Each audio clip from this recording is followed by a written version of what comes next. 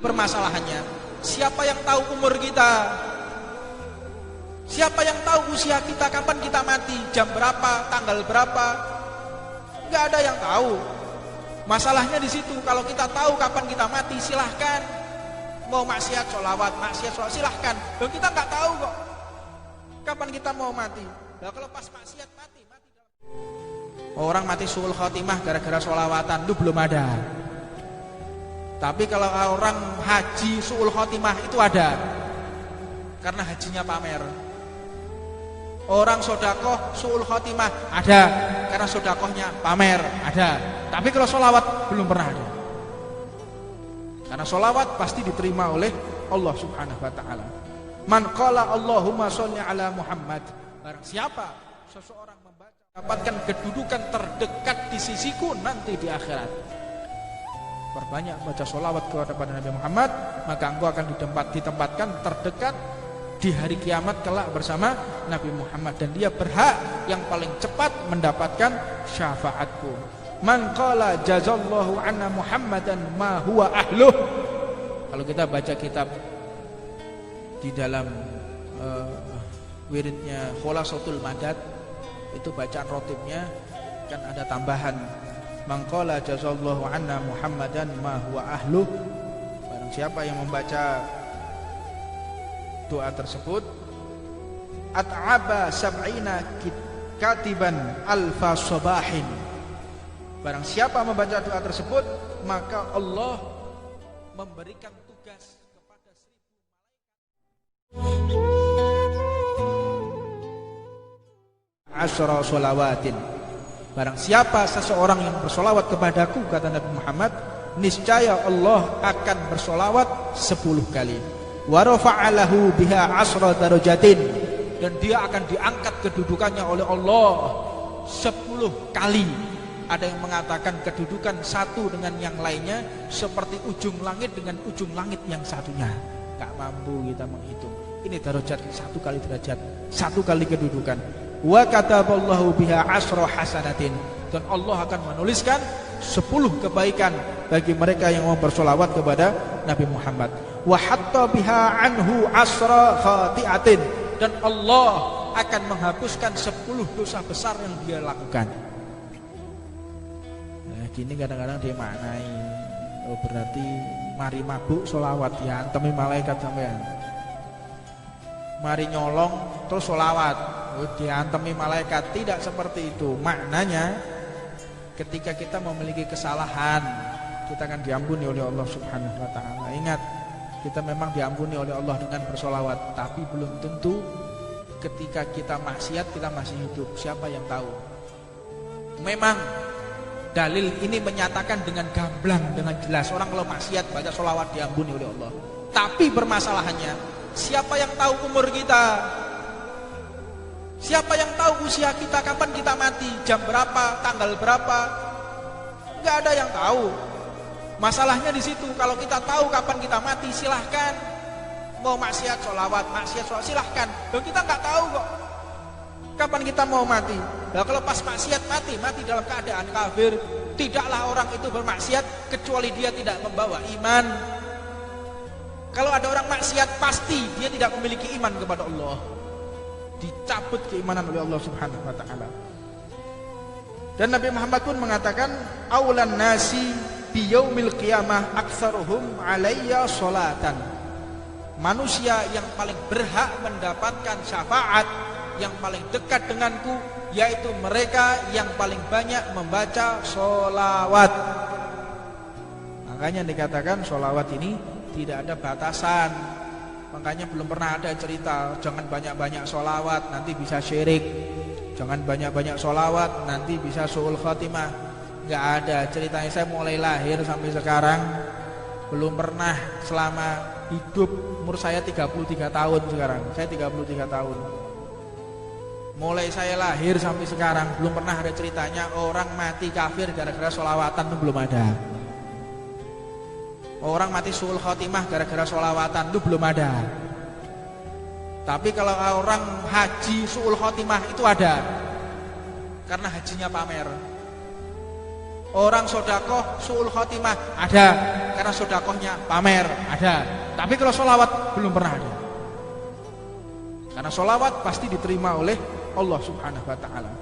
Man qala Allahumma sholli ala Muhammad, barang siapa seseorang membaca Allahumma sholli ala Muhammad wa anzilhu maq'adal muqarraba indaka yaumal qiyamati wajabat lahu syafaati. Dan barang siapa membaca sholawat kepada Nabi Muhammad, baca Allahumma sholli ala Muhammad, dia akan mendapatkan kedudukan terdekat di sisiku nanti di akhirat. Perbanyak baca sholawat kepada Nabi Muhammad, maka engkau akan ditempatkan terdekat di hari kiamat kelak bersama Nabi Muhammad, dan dia berhak yang paling cepat mendapatkan syafaatku. Man qala jazallahu anna Muhammadan ma huwa ahluh. Kalau kita baca kitab di dalam wiridnya Khulasatul Madad, itu bacaan rotibnya kan ada tambahan man qala jazallahu anna Muhammadan ma huwa ahluh. Barang siapa yang membaca doa tersebut, at'aba sab'ina katiban alfa sabahin. Barang siapa membaca doa tersebut, maka Allah memberikan tugas kepada 1000 malaikat, dan 1000 malaikat tersebut membawa pena, membawa buku, tidak mampu untuk menuliskan pahala-pahala yang Allah berikan kepada mereka yang membaca doa jazallahu anna Muhammadan ma huwa ahluh. Jazallahu anna Muhammadan ma huwa ahluh. Kalau baca ini 1000 malaikat tidak mampu menulis pahala yang telah diberikan kepada hamba yang bersolawat kepada Nabi Muhammad sallallahu alaihi wasallam. Sallu alayya haitsuma kuntum fa inna sholatakum tablughuni. Rasulullah mengatakan, bersolawatlah kepadaku dimanapun, asal bukan di tempat yang tidak terpuji.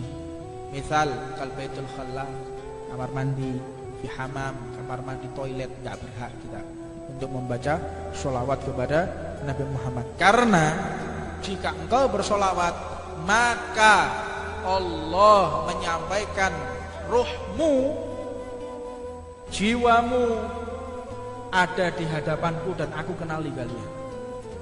Mau dikenali Nabi Muhammad, perbanyak. Misal kalau ada orang kirim salam, Cin, orang kirim salam, Cin, orang kirim salam. Sapun. Lama-lama saya penasaran dah. Setiap orang mengatakan kirim salam, maka akhirnya saya pun penasaran siapa yang mengirim salam padaku. Dan akhirnya saya pun mau tidak mau akan menemui orang tersebut. Dan inilah proses seseorang ditemui oleh Nabi Muhammad dalam mimpinya. Orang mau ditemui Nabi Muhammad dalam mimpinya, perbanyaklah sholawat. Makanya ada satu cerita, ada seorang santri meminta doa untuk bermimpi Rasulullah. Yai, doakan saya Yai. Doa apa? Jalur rapi cepet ta. Yo ben utang lunas. Boten Yai. Terus jalur dong apa? Mimpi Kanjeng Nabi. Waduh, permintaan berat. Kepingin ngimpi Kanjeng Nabi. Ya wis, tak kei amalan. Apa amalannya? Baca sholawat ping 1000. Ya, baca Allahumma sholli ala sayyidina Muhammad Allahumma sholli 1000 kali. Tidur bangun ujak durung ngimpi, balik mana? Yai, dereng ngimpi Yai. Terus pundin. Oh, ngene ae. Bocan ping 5000. Ngoten Yai. Ya. Baca 5000 kali Allahumma sholli ala Muhammad. 5000 sampai ketiduran. Ndak mimpi saya. Yai, sik dereng ngimpi Yai. Sampai lambeku ndoweh ngene. Memang Nabi gak gelem ketemu sing ndoweh-ndoweh kaya kowe ngene ya. Sampai domble gak ketemu Nabi Muhammad. Akhirnya, oh ya wis, ngene ae. Wis 5000. Gak mimpi. Ndak, ayo melaku. Ya, namanya santri taat kepada gurunya. Makanya murid itu yang mau manfaat tidak sekali-kali mengatakan 5 kepada gurunya. Kalau udah ada perintah dari gurunya mengatakan, kenapa? Saya kalau disuruh gini kenapa? Hadza ma yanfa'. Engkau diangkat kedudukanmu di hadapan Allah dan engkau tidak dipergunakan selamanya, dan sanad keilmuan akan terputus, barokah akan terputus, kasih sayang akan terputus jika ada murid mengatakan, untuk apa wahai guru engkau memerintahkan aku seperti ini? 5. Kenapa? Tolong saya ambilkan motor saya di rumah. Kenapa? Nah, ngomong kenapa? Tolong ambilkan saya ini. Kenapa? Ini akan memutus daripada rahmat kasih sayang. Tidak akan pernah digunakan lagi secara birokrasi kewalian ya. Birokrasi kewalian, struktur kewalian itu akan dicabut dan dicoret mata rantainya jika ada seorang murid mengatakan kenapa atau untuk apa kepada gurunya ketika diperintahkan. Faliyadzubillah min dzalik. Jalankan aja apa yang diminta dan diperintahkan oleh guru-guru kita. Nah, akhirnya santri ini pun sami'an wa ta'an, diminta datang ke rumahnya gurunya makan malam sudah makan kebuli ono dagingnya, coba bayang no untuk lesu kabeh ning rumahmu ya, kebuli, soto, no rawon, macam-macam. Jadi bayang no tenan gede. Makan kebuli, makan soto, sate, sembarang dimakan. Wis sudah kenyang, wis wareg sampun ya. Mangan maneh, makan nasi, sereten, karena umbe nih, nyai ngapunten sereten nyai. Wis mangan sih, makan lagi, sampai kenyang. Enteni udan ya Allah, gak udan banyu udan awasane. Akhirnya si murid ini tidur dalam keadaan kehausan. Kenyang dalam keadaan haus. Dan akhirnya dalam mimpi bertemu dengan air yang sangat banyak, dan dia meminum air tersebut dari tempat yang sangat jernih, dari sungai yang sangat indah, minum sampai hilang dahaganya. Begitu bangun, kembali kepada kiainya tadi, kembali kepada gurunya. Gimana mimpi Nabi Muhammad teman-teman? Mboten nyai, ketemu banyu. Ngimpi ketemu banyu. Nah, kau sudah tahu jawabannya sekarang. Jika engkau sholawat kepada Nabi Muhammad sebagaimana engkau menginginkan meminum air, maka engkau akan bertemu dengan Nabi Muhammad.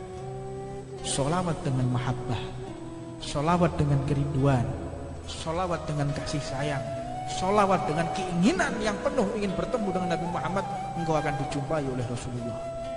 Jadi bukan dengan banyaknya jumlah, tapi dengan bagaimana kita menghimpun rasa sayang, rasa rindu kepada Nabi Muhammad SAW. Mudah-mudahan Allah menancapkan kerinduan di dalam batin kita kepada Nabi Muhammad, sehingga apa yang kita lakukan penuh dengan keridhaan Nabi Muhammad dan penuh dengan mahabbah cinta kepada Rasulullah SAW. Rabbana atina fid dunya hasanah wa fil akhirati hasanah wa qina adzabannar. Wa 'alamana masyayikhuna wa 'alamana qutbuz zaman wa 'alamana al-habib Muhammad sallallahu alaihi wasallam wa ila hadratin Nabi Muhammad sallallahu alaihi wasallam.